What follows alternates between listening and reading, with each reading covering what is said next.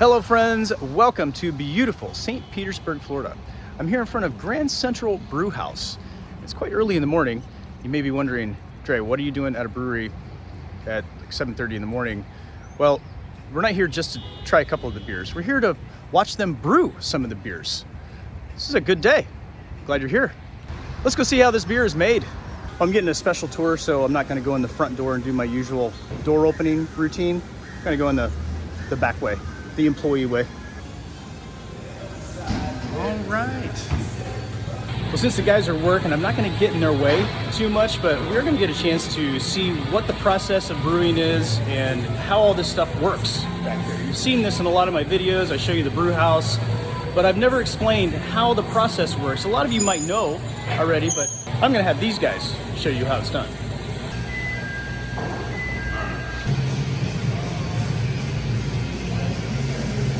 A lot of spent grain.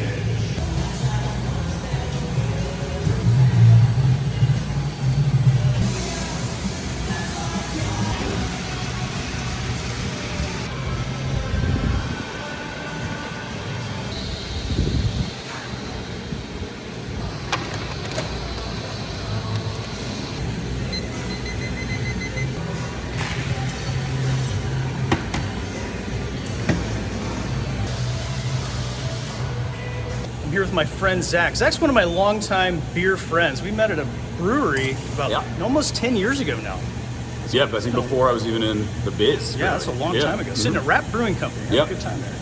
So now he's the head brewer here at Grand Central. He's going to show us around and tell us how the brew process works and answer some questions. So, right on. Yeah. So where it starts is with barley. Obviously, that's most of what goes into beer. So at Grand Central, we use a lot of different barley. Some of it comes from Germany, some of it comes from Maine, some of it comes from Canada, some of it comes from up north in America. So we use domestic barley, we use international barley.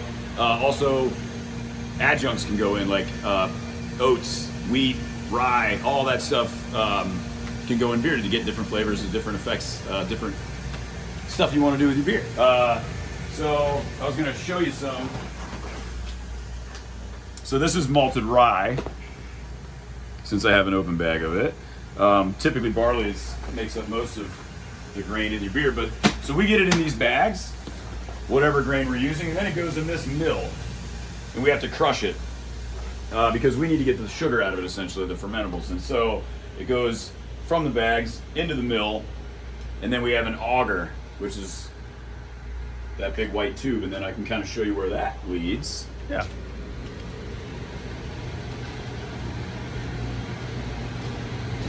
Follow it up. So the auger goes into this guy here. That's called a grist case. So that's where all of our milled grain goes. We usually do it the night before, and then we'll come in the next morning. We get started nice and early, and it will be mixed with hot water right through here. Certain temperatures yield different results. Drier beer, sweeter beer. So it goes into this, what's called a mash tun. So this one just got cleaned out, but you can see it has a false bottom.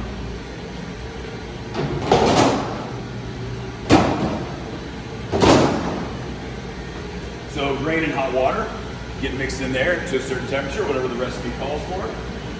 It sits for about an hour typically, and that's when we get the fermentables out of the grain that we need, sugar basically.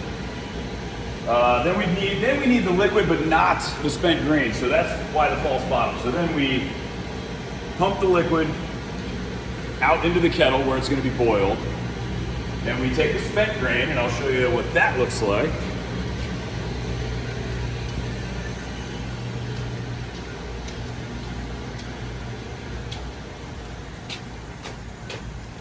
So yeah, that's this here. So this got all the sugar out of it that we need, but it doesn't go to waste. We have a local farmer comes by once a week. He picks up all the grain we've used and he feeds his cows with it.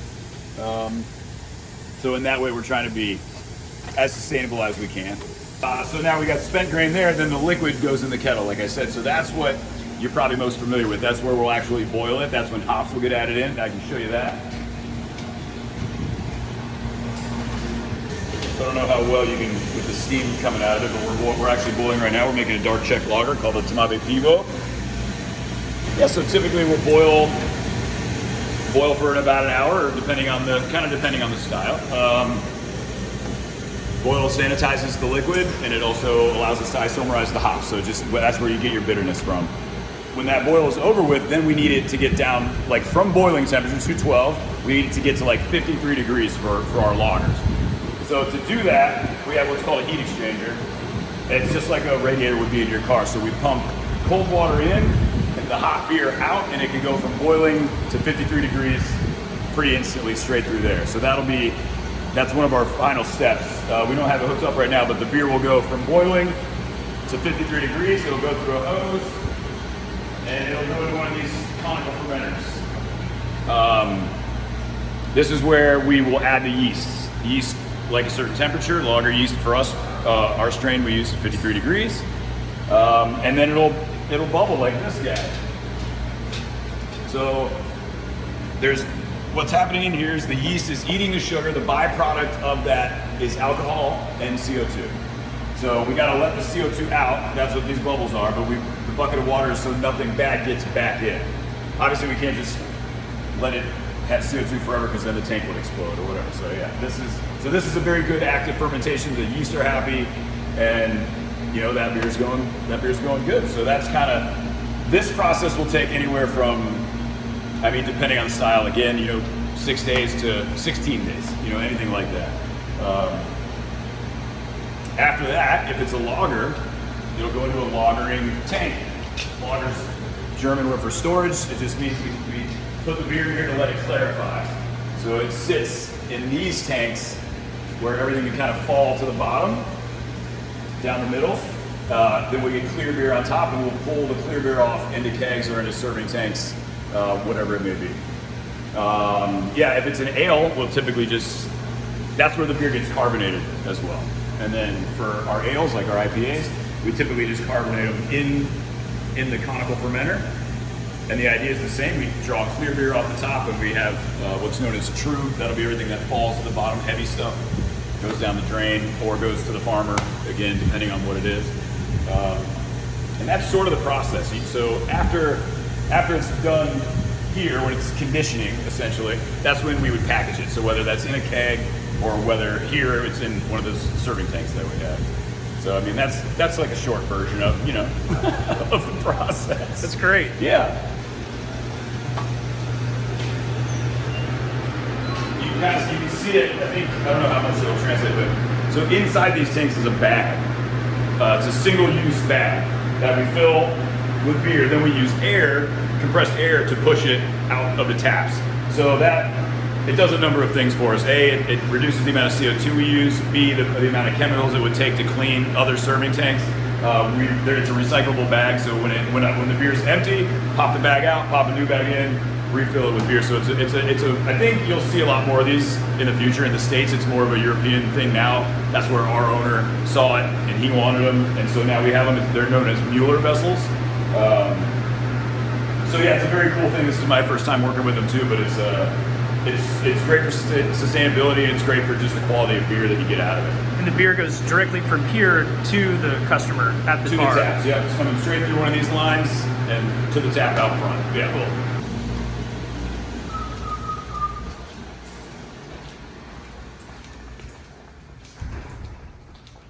Yeah, so this is an example of Mueller vessels. All of these are functional. They're filled with a bag. Again, it's a Kevlar bag actually, and they're just compressed by air when someone draws the tap, and the beer comes out. That's how these guys work. These are obviously a lot prettier than the ones that are in the walk-in. These were meant to be aesthetically pleasing.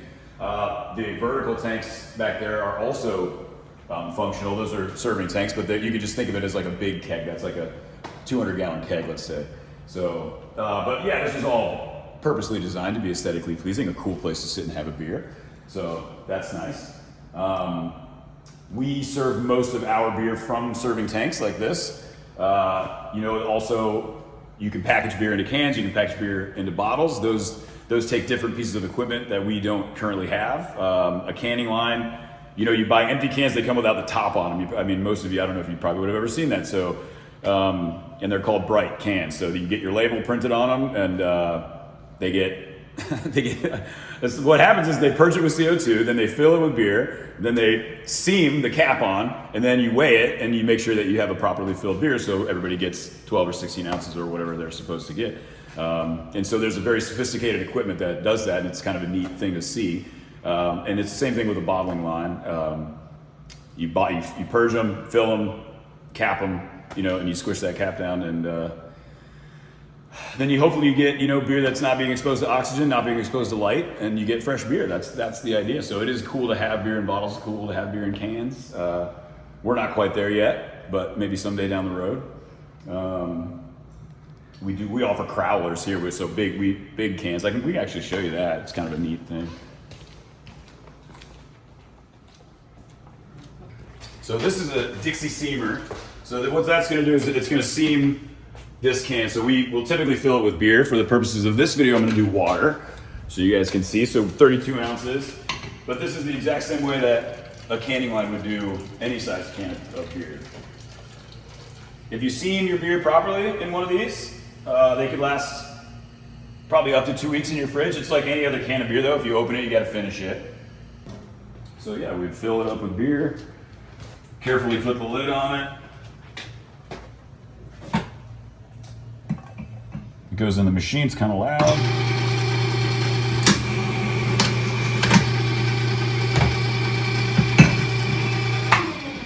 And then you got beer to go. You got some good beers on tap, Zach. Making some good stuff. Yeah, we try to keep the idea is to connect somebody with a beer as fast as they can, something they're gonna like, so there's no snobbery, there's none of that. We keep a sort of big mix, and our bartenders are kind of well versed. If you tell us what you like to drink or what you're in the mood to drink, hopefully they can get you something quick that you like. That would be the idea. So I hope that's what happens. Yeah, so we got a bunch of stuff if you'd like to try something. Yeah, do you have a favorite? What do you suggest? I don't have a favorite. I make it a point to sort of go through the menu as often as I can to make sure everything's pouring right and tasting the way I like it. And our bartenders are a big help with that too. So if I'm in the mood for something just light and crispy, we keep that on. St. Pietian, if we want, we keep a lot of German lagers on. Our pale ale is really good. We wouldn't have a Belgian beer on right now, which we don't typically have, so that's kind of cool. But yeah, why don't we have a? Let me see what we got over here. Well, let's have a Grodzicki. We'll pour a little. So this is an oak smoked wheat beer. It's a Polish style. They call it Polish champagne. It's high carb, low gravity. It's like 3.7. You're supposed to crush them in the summer. I read about this style and I'm like, I gotta brew one of these. So being a 100% smoked malt beer, it's not super popular. It's not flying off the shelves, but I think it's really well made and it's a fun beer. And I think it's unlike anything you've ever tried before. So even if you come here and you're not gonna get a pint of it, but you should try it because it is kind of like mind-boggling. Because at first you're like, crazy, it tastes like a grill. But then you're like, but it sort of begs a second sip. It's like one of those things Eric and I try to brew beer that connects different spaces in your brain that haven't been connected before and expose you to new stuff. So that's how we like to brew. And that's what I like to, if I just blow one guy's mind, it might change how he drinks beer the rest of his life. Like the first time I had a Goza, and you're like, this is wild, this is insane. I gotta find more of this, So all it takes is one pint, whether it's a smoked beer or brown ale or just a killer IPA. So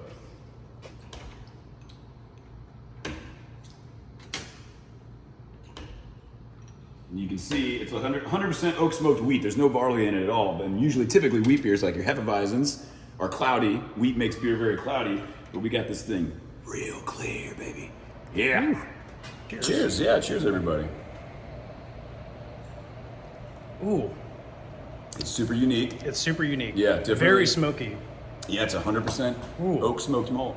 I like this. I could drink a full one of these. Yeah, I could too. Yeah, it's the wildest thing. Like I said, it's just it's not for everybody, but man, it's a new experience certainly. The finish. I have blown a lot of people. There's a couple guys that come in and get 3-4 pints. They're like my favorite guy. I'm like, you guys, I know. This is a really good beer. Thank you. Yeah. Yeah, Appreciate the that. finish is really good. This is my first shot at it, but we're all Nice right. work. Nice work. Thanks Zach. for joining us on this tour. Come on, get down here. Ask for Zach. We'll have a pint. Yeah, that sounds good. Well, Zach. Yeah. Thanks for the tour. Yeah, I appreciate it. Anytime, Thanks I'm happy to do for it. showing all of us out here how how make your some process goes and how to Yeah. make beer. Yeah, it was very informative. It's a fun thing. You know, beer's supposed to be fun, and so we try to keep it fun. And it's not, you know, we take it very seriously, but it's a community thing. It's a social thing. It should be, you know, accessible and for everybody. So I'm sure if you guys come in here, we can find some common ground. We can have a pint. We can have a few laughs, spin a few yarns. So yeah, come on by, ask for Zac. Thanks for watching. Smash that like button, subscribe, get them notifications. Yeah. Thanks for watching, friends. I appreciate your company. Thanks for hanging out with Zac and I. Yeah, man. See you at the next brewery. Cheers.